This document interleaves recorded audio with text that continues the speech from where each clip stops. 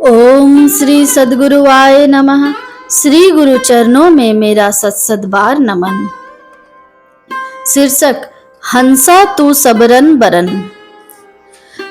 हंसा तू सबरन बरन का वर्णो मैं तो ही, तरिवर पाए पहेली हो तबे सराहूं तो ही।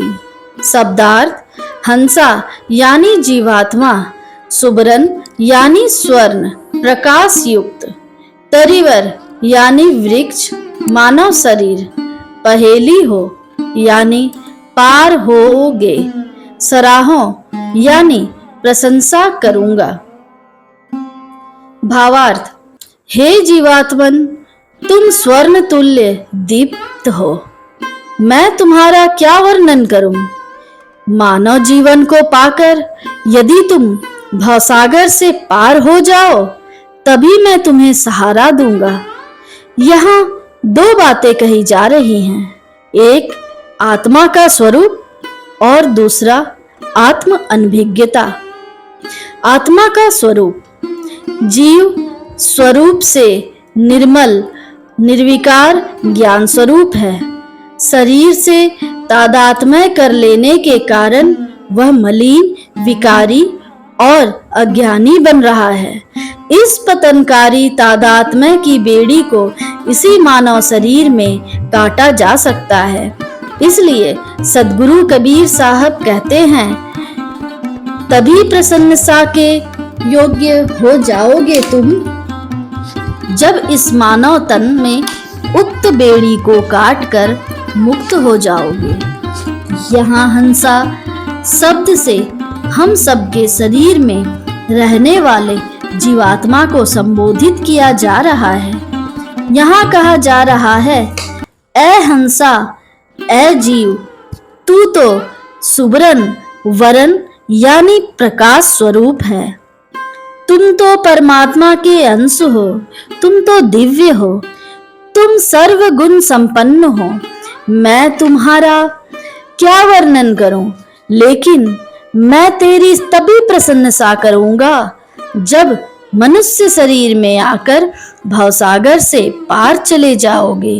यहाँ सद्गुरु कबीर साहब जीवात्मा की तुलना सुवर्ण से करते हैं। जैसे सोना अपने आप में स्थित होकर भी कभी कानों की बाली बन जाता है, तो कभी गले का चेन, तो कभी अंगुलियों की अंगूठी, तो कभी हाथों का कंगन।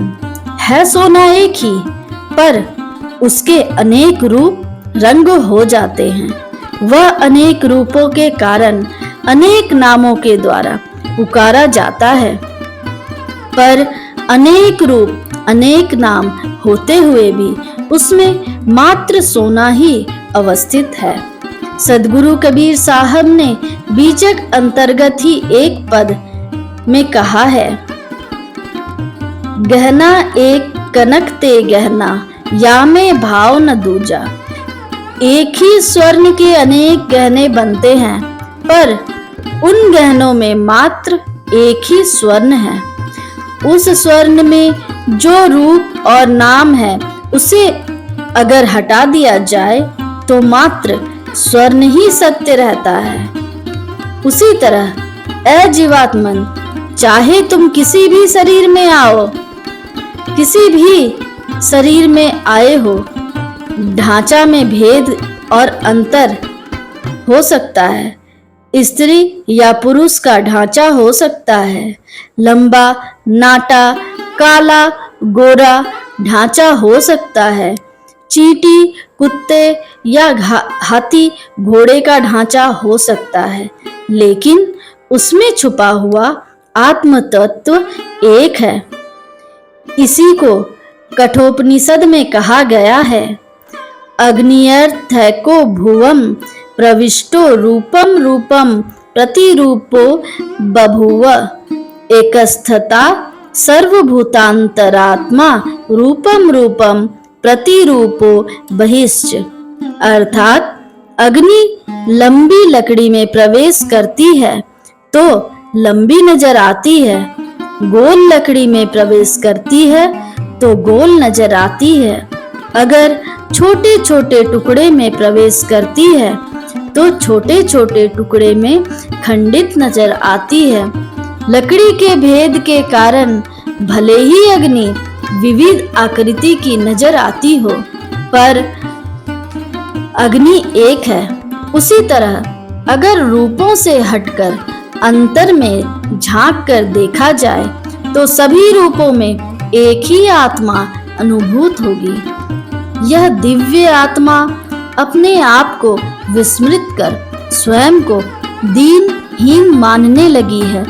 भेड़ों के मध्य सिंहसावक को पालने जाने पर जैसे सिंहसावक अपने सिंहत्व को भूलकर स्वयं को दीनहीन भेड़ समझने लगता है, वैसे ही शरीर में आगत अविनाशी चेतन निर्विकार असंग जीव अपने को जन्मने मरने वाला जड़ शरीर समझने लगता है।